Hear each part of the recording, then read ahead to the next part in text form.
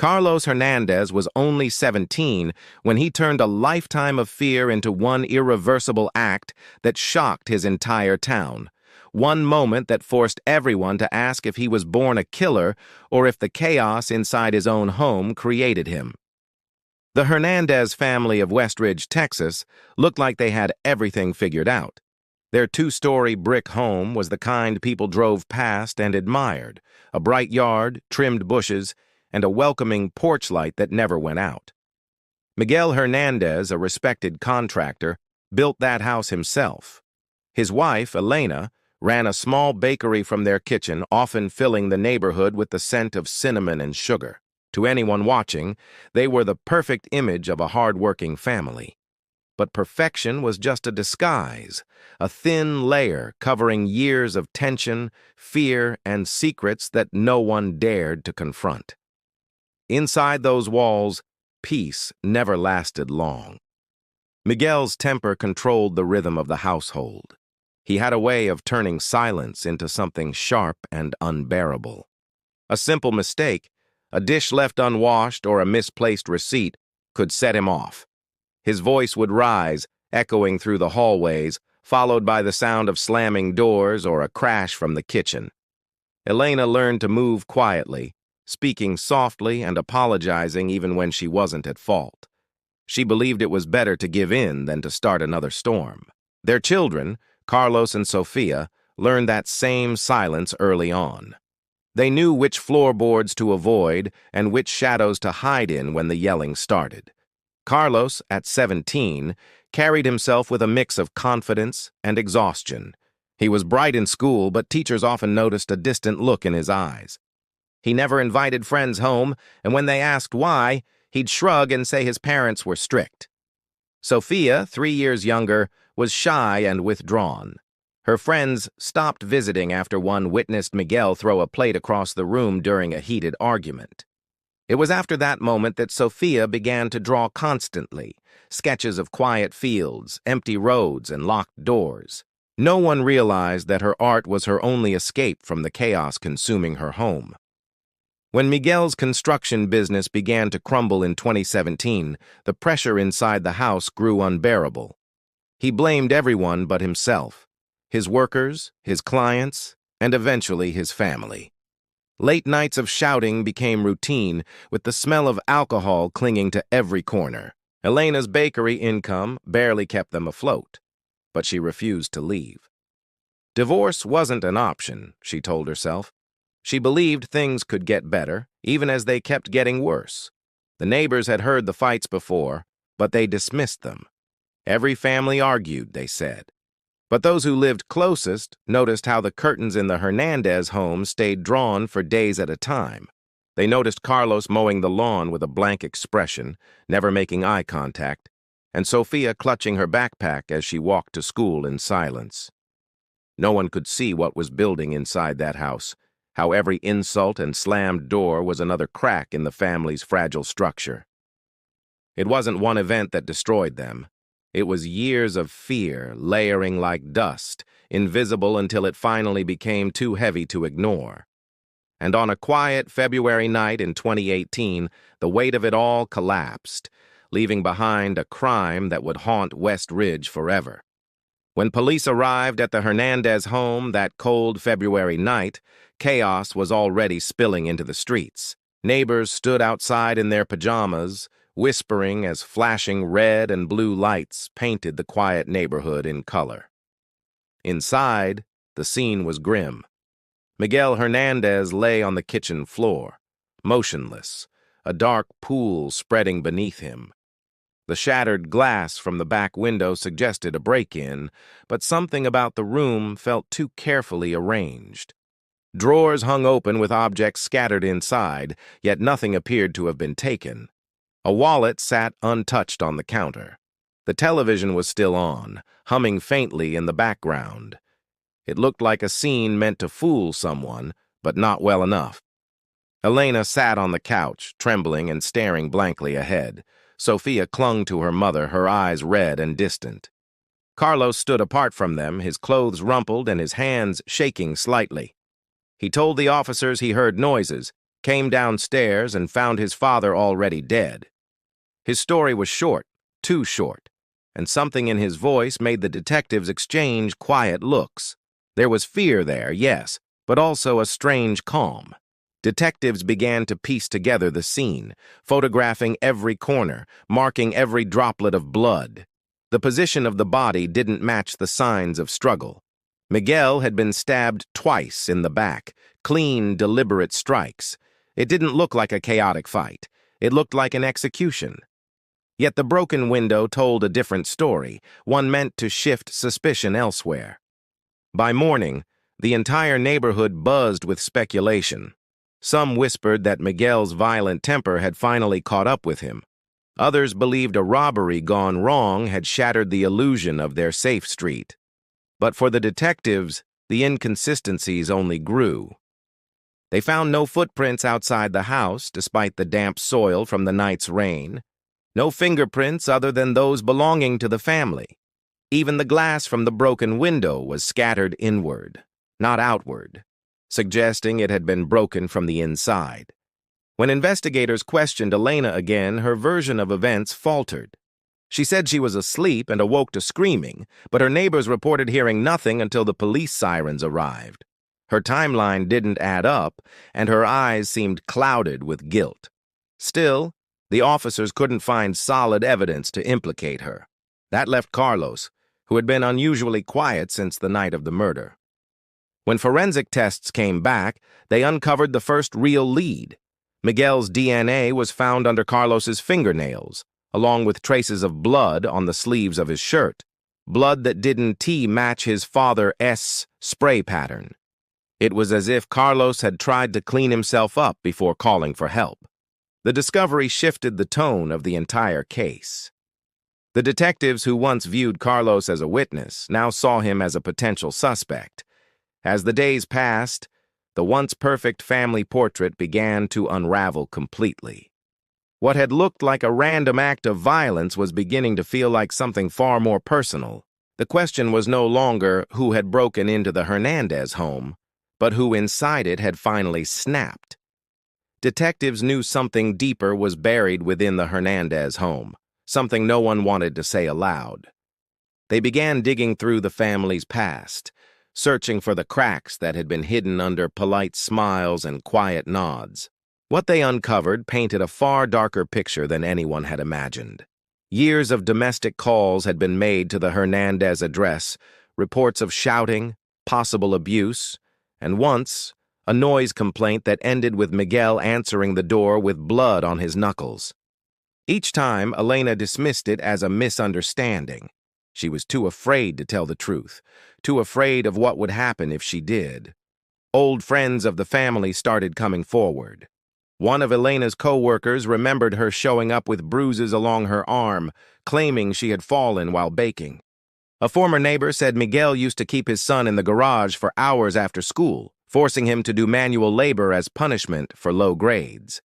That same neighbor recalled a night when the boy's screams echoed across the yard, followed by Miguel's truck door slamming and the sound of tires spinning down the road. It was becoming clear that violence wasn't a one-time tragedy. It had been a pattern woven into the family's daily life. During a search of the home, investigators found something chilling in Carlos's room. Hidden behind a loose section of drywall was a small metal box. Inside were pages torn from notebooks, some stained with what looked like dried tears, others filled with drawings of knives, burning houses, and dark figures standing over smaller ones. In the center of one page, he had written the words, "The house made me do it," over and over.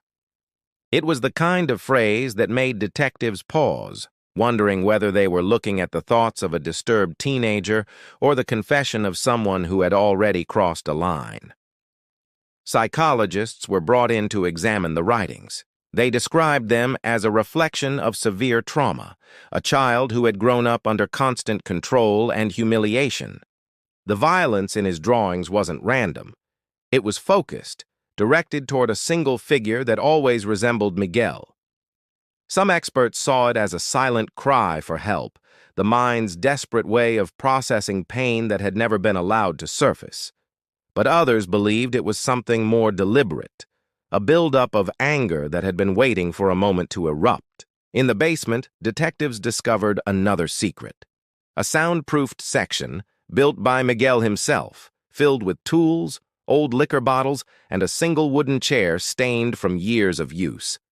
It wasn't clear what had gone on in that space, but everyone who entered felt the same heavy unease. On one shelf sat a small collection of family photographs. Each one of Miguel Is's face had been violently scratched out. The more the investigators uncovered, the more the pieces aligned toward a tragic and horrifying truth. This wasn't just the story of a violent father's end. It was the story of a house that had soaked in years of fear until it became something poisonous, something that had taken hold of everyone who lived there and twisted them into shadows of who they once were.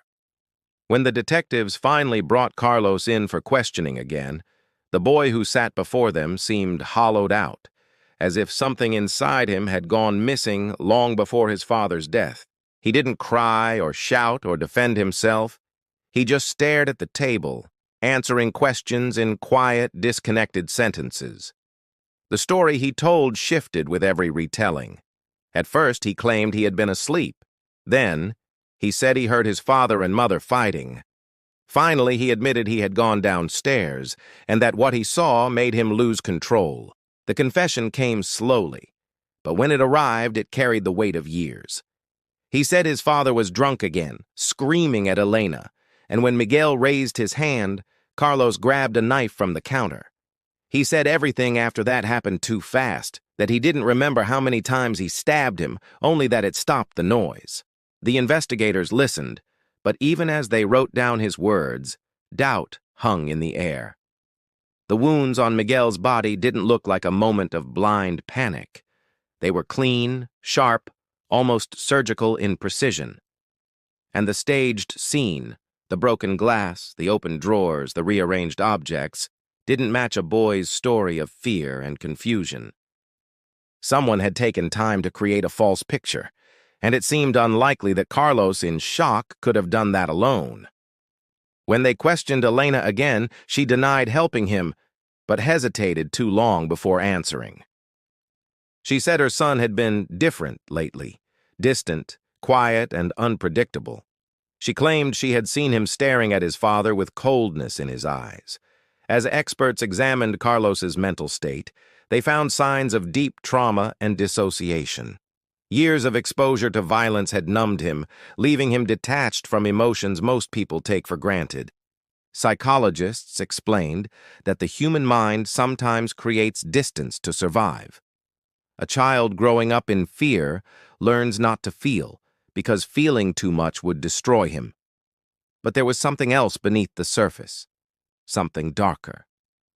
Carlos spoke about the house as if it were alive, describing how the walls seemed to breathe during arguments, how the air felt heavy before every fight. He said the night of the murder, it was as if the house itself told him what to do. Elena's behavior complicated things further. When she was shown photographs of the evidence, she broke down, saying she had tried to protect her children for years, but had run out of strength. Still, she insisted she didn't know what her son planned to do. Her words seemed like truth, wrapped in fear. Some investigators believed she had quietly allowed what happened, believing that Miguel's death might finally bring peace. Others thought she was too broken to understand her own role in the chain of events. In court, the story of that night became tangled with years of buried pain. The defense painted Carlos as a victim of relentless abuse who acted in desperate self-defense. The prosecution argued that the murder was deliberate, the result of long-fed hatred that had turned to cold resolve. As the jury listened, the question hung over every word. Was this an act of survival, or the making of a killer shaped by the chaos he grew up in? Carlos Hernandez's trial became one of the most talked-about cases in West Ridge. The courtroom was filled with tension each day, as the quiet teenager sat behind the defense table, his face unreadable. The prosecution presented him as a cold, calculating killer who had spent years resenting his father and finally acted on his violent fantasies. They displayed the notebook pages found in his room, the violent sketches, and the strange message that repeated, "The house made me do it." To the jury, it sounded like an excuse carefully constructed to escape responsibility. The defense, however, portrayed Carlos as a product of years of cruelty. They described a boy raised in fear, forced to become numb just to survive. They painted Miguel as an abuser who turned his home into a battlefield and left scars that no one could see. When Elena took the stand, the courtroom fell silent. She spoke softly, her hands trembling as she described the years of torment she endured. She admitted that Miguel's temper had grown worse over time, that she had stayed because she believed leaving would make things more dangerous. But when asked if she had known what Carlos planned to do that night, she froze. Her lips parted, but no words came. After a long pause, she whispered that she had a feeling something terrible was coming. That moment broke the courtroom's composure. Some saw a mother protecting her son, others saw a woman too afraid to face the truth. The verdict came after 3 weeks of testimony and 8 hours of deliberation. Carlos was found guilty of manslaughter, not murder. The judge called it an act of violence, born from years of abuse, not cold intent. He was sentenced to 15 years in a juvenile facility with the possibility of release before his 30th birthday. Reporters called it justice for a broken child, though others whispered it was too lenient for a life taken. Elena and Sofia disappeared from public view after the trial. They sold the house within months, leaving behind the neighborhood that had watched them unravel. The new owners tried to repaint, remodel, and make the place feel different, but they never stayed long. Each family that moved in complained about the same strange things: creaking floors, cold air in the basement, faint echoes that sounded like shouting from another room. Some said the house still carried the energy of what had happened there, as if the walls themselves had absorbed the pain and refused to let it go. Years later, a local filmmaker revisited the case for a documentary. In old footage, Carlos looked emotionless, almost detached, as he recounted the night his father died. He said he still dreamed of the house, that he could hear the same walls breathing whenever he closed his eyes. The film reignited the debate about whether he was a victim or a born killer, whether violence could be taught through the air you breathe or the home you grow up in. The story of the Hernandez family faded from headlines, but the question it left behind never did. The town of West Ridge still remembers the house on Willow Creek Lane, a home once filled with love that decayed into fear, a house that asked the same haunting question every time its doors creaked open: did the chaos inside create the killer who walked out of it?